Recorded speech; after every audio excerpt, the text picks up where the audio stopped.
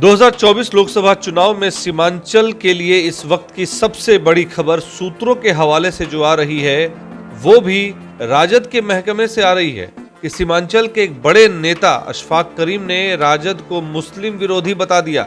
ये भी कह दिया कि राजद ने लालू प्रसाद यादव ने मुसलमानों के साथ धोखा किया है।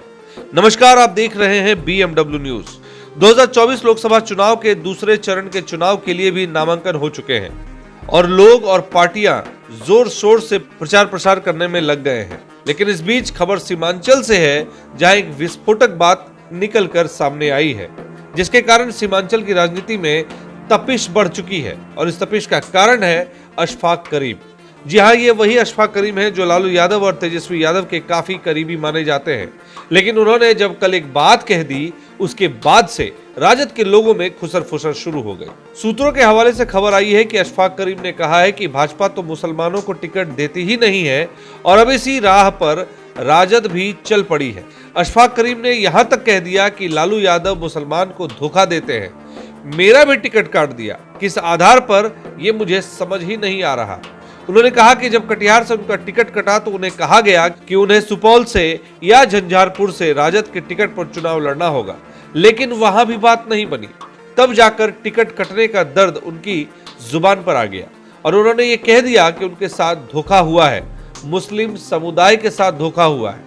उन्होंने साफ साफ लफ्जों में कहा कि पप्पू यादव के साथ अन्याय हुआ, हिना साहब के साथ धोखा किया गया। तो अशफाक करीम जो एक बड़े नेता माने जाते हैं, एक एस्टैब्लिश्ड नेता माने जाते हैं, सीमांचल की पृष्ठभूमि से आते हैं, उनके इस तरह के बयान के मायने कितने महत्व रखते हैं इस पूरी सीमांचल की राजनीति में, ये तो वक्त ही बताएगा।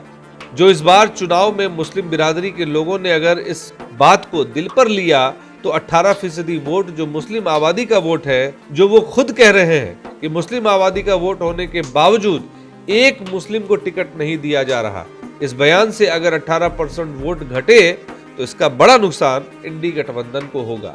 हालांकि उन्होंने भाजपा में भी शाहनवाज हुसैन के लिए कहा कि उन्हें भी टिकट नहीं दिया गया है क्योंकि वो भी मुसलमान हैं और उनका साफ साफ कहना है कि मुसलमान होने का खामियाजा सभी भोग रहे हैं।